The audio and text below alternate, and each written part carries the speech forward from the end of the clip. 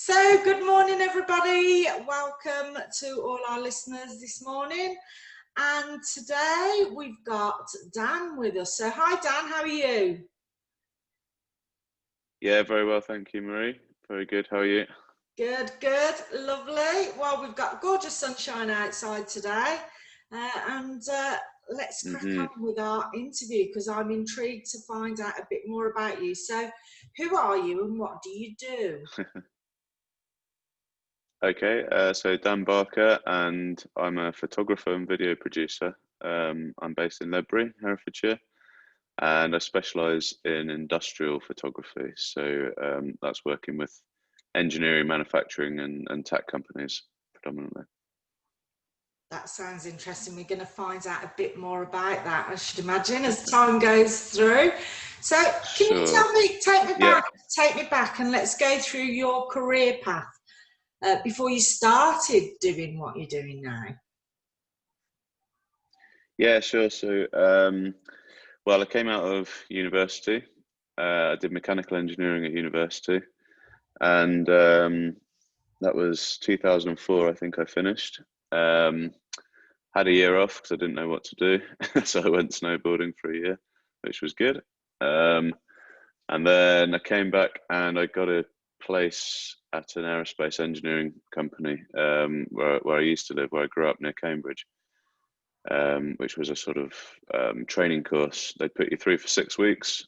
And then if you passed, you got a job. Which I did, and so I went into aerospace engineering. I stayed there in Cambridge for like 4.5, 5 years, I think, and then moved down to Bristol, worked at Airbus for a couple of years, and then moved up this way towards Ledbury, just around when I got married. Well, just before I got married, and moved to another aerospace engineering company up here. So that's kind of my background, which I did for 13 years in total before going full time with the photography. So at some point along the line, I sort of discovered photography. My wife used to have a women's clothes shop, and at one point we had a website built for that, and I decided I would get a camera and do all the product photography for that for some reason. I must have just fancied it. I'd kind of always known that I wanted to do something on my own, but I didn't know that was going to be the thing. I just wanted to have a go at doing the product photography. So got myself a camera, started to really enjoy it. Did all the product photography for that shop, but we actually ended up closing the shop down within about a year of that. And I was still in aerospace engineering at that time, so I picked up a paying client actually quite early on after we closed the shop down, and I thought, oh, that's interesting. Did something that I enjoy doing, and earned some money doing it, which is a bit of a revelation. So kind of then just started learning more. I didn't really know much then about photography. Started learning more and more and doing more, and eventually got to a point where I was sort of taking it a bit more seriously and thinking, yeah, this could be something that I could get out of my day job and do. So yeah, it took a few years doing it on the side of the job, evenings and weekends, and then eventually went part-time at the day job down to 3 days a week. Did that for about just over a year, and then jumped in full-time 2 years ago now. Fantastic. But for those people, I mean, what does an aerospace engineer do? What is that job function? Yeah, sure. So it's pretty varied, and it's a funny one because people always say, "Oh, wow, that sounds really exciting." And I suppose it is interesting, but it's such a big, such large projects, aircraft or landing gear that I was on latterly, that you end up just doing a very, very small part of that, really. And I kind of got myself into a niche with that I just wasn't enjoying enough. I wasn't really loving it going into work every day. So my function within that was what they call a stress engineer. So I was analysing parts on the aircraft for strength. So that's the stress part. So when they you know, when they apply loads to parts, it gets stressed basically, and you have to check that it's strong enough to withhold that load. So basically, I'll be analysing parts on a computer all day long, and not a great deal of variety. As I say, very long projects that last for sort of 15 years at a time, Wow. and I just wasn't behind it enough. It's fine. It suits a lot of people, and a lot of people absolutely love it, and I think that's great. But for me, I didn't quite love it enough, so I was on the search for something else. And so photography came along, and you just mentioned about a niche there, and I'm interested in when you've gone into photography. Then, what has been your biggest learning opportunity of running your own business? Because you'd mentioned about the importance of niche to me before, but what does that actually mean? Yeah, so when I started out, I was a generalist photographer, like everyone. So you just kind of putting your services out there and saying, yeah, I can do this, I can do this, and you're doing all sorts of work. But what I found over the last 18 months is the power of actually having a speciality in a niche area that you work in is just immense, really. So what that means is that you say, right, this is the area that I work in, and these are the clients that I serve. Yeah. And when you go out with that message, it just cuts through everything, and it gets you to the right people that could actually benefit from what you're doing. So for me, it's been industrial photography, because it actually came about because I put out a post on LinkedIn a few years ago asking people what struggles they'd had when booking a professional photographer. Right. And someone in my network randomly came back saying they'd struggled when it had been sort of engineering type applications, because the photographer coming from a creative background hadn't really got the product and understood it. And as a result, the photos hadn't really shown what they should have done, hadn't really brought the product out. So I thought, oh, that's interesting. That's maybe something I can help with here. So yeah, I gradually I did it quite gradually, and I think looking back, if I was to change something about that whole transition process, it would have been to develop the niche first before I left my job, I think. So, but what it means is that when you walk into, say you go to a networking event or something, for example, and you introduce yourself as a general photographer, people think to themselves, oh, do I know anyone that needs photography at the moment? And usually that's no, because people don't generally just happen to need photography at that moment. Yeah. But if you walk in and you say, look, I'm an industrial photographer and I serve engineering, manufacturing and tech companies, people think, oh, hang on, I know someone who's in engineering, I'll introduce you to them. And they might not need photography at that moment, but they now know that that's what you do. And you hopefully stay on their radar, and in 6-12 months, whatever, when they need something, they'll come calling. And also, I suppose the other thing of having a speciality is people just think, like, when they see an opportunity, someone's looking for a photographer in that area, they go, oh, I know such and such who does that. And there are tons of niches. There's food photography, property interiors photography. There's a gazillion niches, but having that focus is a game changer, really. Yeah, that makes sense. And also I can imagine, because you've come from that industry as well, it helps with the communication side of understanding what they want, because you sort of have been there and you understand their terminology, I should imagine. Yeah, absolutely. And yeah, that was another light bulb moment, really. After that LinkedIn post, when I finally got a chance to sort of put it into practice, I've had moments where I've gone in speaking to someone who's in charge of an engineering company or something, and they're sort of thinking, oh, some creative coming in, he's never going to understand what we do, and we'll just kind of get him to take the pictures. And and we've started chatting, and I've dropped that I did mechanical engineering and I was an aerospace engineer, and sometimes it's been like a light bulb, Yeah, yeah. going on, and they've just started talking to me completely differently on a completely different level. They feel comfortable and happy that I understand it and want to show me the stuff. And then as a result, I'm more interested in it, and I can get in there and get all the shots that we need. So. That's very much the value added side of having that niche as well, isn't it? Both for the customer and for you. So yeah, fantastic. But I'm thinking, so say, right, I'm going to start a new business. Yeah. I'm thinking I am going to need some videos and some photos, but if you haven't got a lot of money to invest in lots of sort of, I know you've got a fantastic studio over there in Ledbury and you've got lots of equipment, but as a startup, what sort of advice could you give to help entrepreneurs, if you like, to Yeah. improve the quality of their images, looking at sort of, quick wins around equipment and environment and things like that?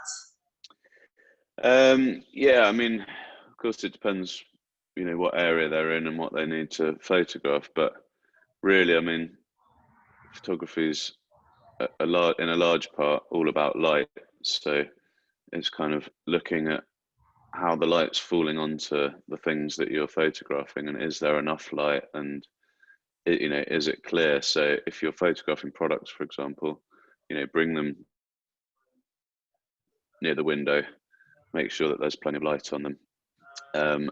Think about your camera angles as well. A lot of people, just stand and take a picture. So an example, like if you're taking pictures of your kids, most people just kind of stand and they point the phone down at them and take a picture from there. But if you just crouch down,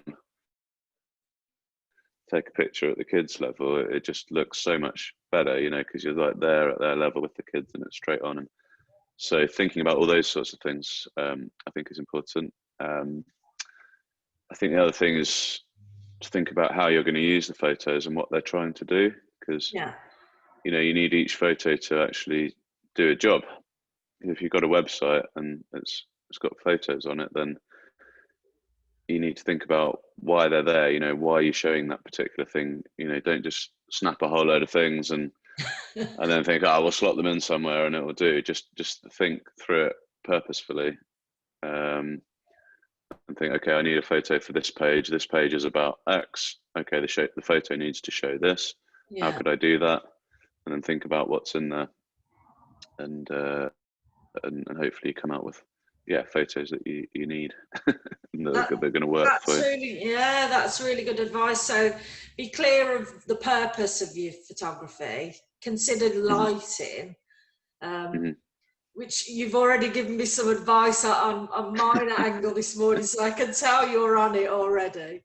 An angle as well. Okay, so that's interesting. So put some thought into how you're capturing it. Yeah, that's brilliant top tips there, Dan.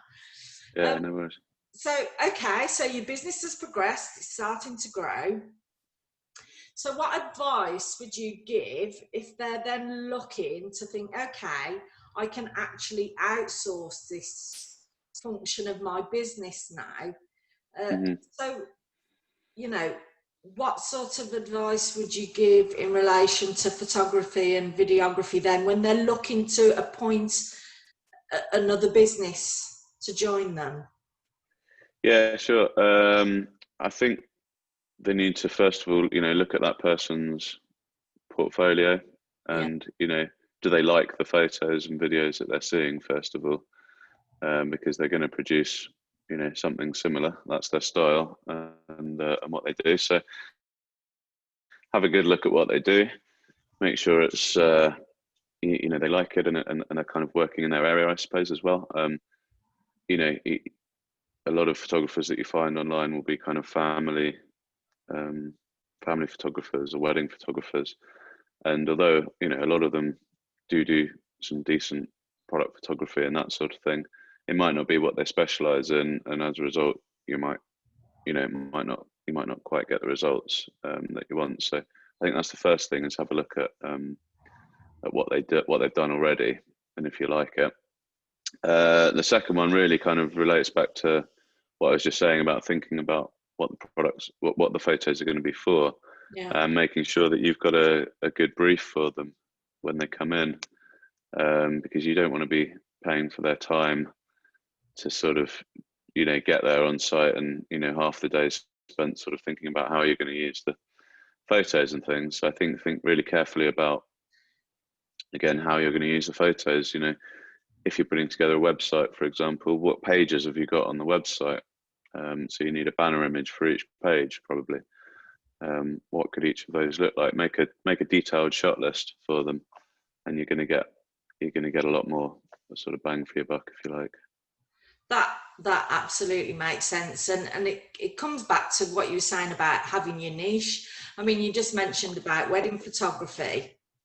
And Yeah, product photography. So I know, for example, that if I needed, I spoke to someone at a networking event and they said, right, I need wedding photography. For me, it would be Julie King. I'd say, yeah, that's her niche, yeah, that's her expertise. If it was somebody that wanted a product, then I'd say, you need to speak to Darren Shipman at DPix. If it's aerospace, I'd know to say they need to speak to you. So although yeah, there are a lot of photographers out there, it's really interesting to know what are their niches, so that when you've got your brief, if you like, with your, what did you call it, a shot list, did you say? a shot list. Yeah, so just a list of shots, really, a list of the pictures that you want to make sure you've got by the end of it. Okay, so once they've got that, they'll know who to go to for that particular picture. So that's Yeah. brilliant. That's brilliant. But do you think all businesses benefit from having good quality images, or do you think it sort of stands for just particular businesses, or what's your view on that? Well, probably have a biased view on it, but I mean, ultimately, like when my wife had the shop, for example, we had a lovely shop window, and she spent a lot of time, making sure the shop window looked amazing, and people would walk by, and it would make a real difference. People would see it and come in as a result. So I view people's website and their social media like a shop window, really. If you meet someone, it doesn't even matter how well you get on at a networking event, how much you like them. If you go to their website and it just looks terrible, you're probably going to think, well, maybe not so much. So I think it's important for everyone, really, because it is your shop window. It's that sort of interface between business and the world, and you're showing people that you care enough to make that look good. So whatever product or service you're selling, it's probably going to be to a high standard. I mean, if you went to the Apple website and they had, a bunch of phone photos that someone had just snapped at their desk or something, you probably wouldn't be paying thousands of pounds for an iMac or an iPhone, would you? Yeah, So you're looking for quality, aren't you? yeah, and I think it does make a big difference. And I mean, if you haven't got tons of budget, there is the kind of stock imagery route that you can go down, but I think a lot of people are pretty tuned into the fact that you're using stock images on your website, and they come to it and it just looks a bit bland. Whereas if you have some real people from your business on there, it suddenly comes to life a bit more, and you're showing people connect with people, even if it's just photos of people. So yeah, I'd say it makes a big difference to anyone's business website, really, unless they're one of the lucky few that are just in a business that's so niche that they just really don't even need a website. People, they're the go-to people for that, and Yeah, that's yeah. it. In which case, don't worry. Yeah, and I think there's a big explosion, there seems to be, of like lifestyle businesses, Mm, so I think from their perspective, if they're out and about and things, it's great to have that quality image that can represent their lifestyle brand. So yeah, I completely take your point, especially around the shop window. Your website is your shop window front. So yeah, really good point. I'm interested. You said your wife ran a shop. What does your wife do now? Oh, she's full time with the kids these days. So yeah, we've got young kids, and they're a full time job. Because I know she's been doing a lot of homeschooling as well, hasn't she? That's right. Yeah, yeah. So yeah, she's very busy. Well, that's lovely. But I'm interested in you, Dan, and finding out who's been your inspiration, either previously in your other careers or Mhm. somebody that you look up to now that sort of inspires you in your business. Um, yeah, okay. I think probably previously I didn't have someone that I looked up to or was inspired by, and that's probably why I, wasn't into the work that I was doing and looking for a way out. But I think now, I don't know, I've had a few mentors and people. I've got a coach and mentor that I have at the moment, who's in the States, called Vincent Puglisi. He wrote a book called Freelance to Freedom, which is all about his journey. He's actually a photographer as well. His Oh, journey in setting up a wedding photography business, and how he managed to really, that was a niche, and how he managed to really optimize that, and pay off his mortgage and all his debts and everything, and get to a life of freedom. And now he does business coaching and that sort of thing. So I think on that side, there's him for sure. On the photography side, I'm in a group with an Australian photographer called Gina Militia, and she's a fantastic advertising photographer in Australia. So I look to her work quite a lot, and as I say, I'm in a kind of in her group, which so there's regular tutorials, and you can send images to her for feedback and things like that. So that's really good, and yeah, she's pretty inspiring in both the photography and also the sort of general motivation, yeah, kind of yeah, areas as yeah. well. And then I guess probably, well, without sounding too sort of cliched or cheesy, I suppose it's what you do for your family, isn't it? And the wife and kids Yeah, who yeah, inspire you really every day to go out and do things. And that's, that was a big motivator for me wanting to make the change, because I wanted to show the kids that, you could actually do something that you enjoy doing, and you don't have to put up with going and doing a job that you don't enjoy every day. And yeah. so yeah, that was a big one really. My wife's, yeah, absolutely solid. She just support massive amounts of support and belief in what we're trying to do. So And I yeah, can imagine you're very much an inspiration for your family because you've been currently doing a self build, so for your yeah, family, which I'm sure they're all yeah. really looking forward to moving in. Did you say you're hoping to be in for Christmas? That's the plan. Yeah, Yeah, yeah, like everyone, like that's everyone who's ever built a house. yeah, that's really exciting, But isn't it? Yeah, I'm sure you're an inspiration for your family. That's lovely. And yeah, yeah, what no, I very, found really interesting as well is that you're quite international. You've got some really good oh contacts yeah, and networks there, sort of Australia and yeah, I suppose America. so. Yeah, yeah, I Fantastic. suppose so. I hadn't really thought about You're going global. that, but Fantastic. Well, thank you so much for your time this morning, Dan. It's been no worries. really insightful, and thank you for sharing so many great tips.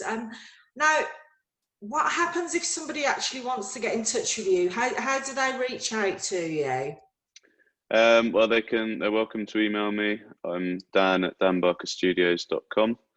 And the website is danbarkerstudios.com if they'd like to go there. I'd say my most active social platform is LinkedIn. Okay. So yeah, just look up Dan Barker on there, and you'll find me. Do a little bit on Instagram, which is at Dan Barker Studios. And yeah, if they'd like to sort of keep in touch, I've got a little download that I put together at the beginning of the year when I did a talk at the Hereford Art College on photography business, and it's just a PDF of a few things that I've learned since setting up my business. So I'll put that on a link for for your guys at danbarkerstudios.com/Marie. Oh, And that's really valuable, Dan. Thank you. And yeah, no hopefully worries. sorry. Yeah, no, I was just going to say no worries. Yeah, they just put their email address in, and they'll be on my newsletter list, which they're welcome to leave at any point. But I do try and send out a monthly newsletter, so they'll be able to kind of keep in touch that way. Yeah, because I receive your newsletter, and you also run social events. So I'm looking forward to attending your first social in October. Do they fall on a regular basis? Yes, they do. They are the. Let me see. I always get this wrong. I think they're the second. Yeah, the second Thursday of the month. Second Thursday of the month, from 7 till 9. They're on Eventbrite. If you look up Ledbury Business Social, hopefully that will get you there. They were in person at the studio, but now, of course, they're all on Zoom. And we sort of alternate each month between having a guest speaker and Q&A. And then the next month we have a discussion on a business book. So yeah, look that up. If you can't find it, then just ping me an email or something, and I'll send you the details. That's brilliant. Well, thank you very much for your time today, Dan. That's been really insightful. And I hope everybody listening will feel inspired into getting into photography. Yeah, hope so. Thanks, Dan. All right, no worries. Thanks a lot, Marie. Take care. You.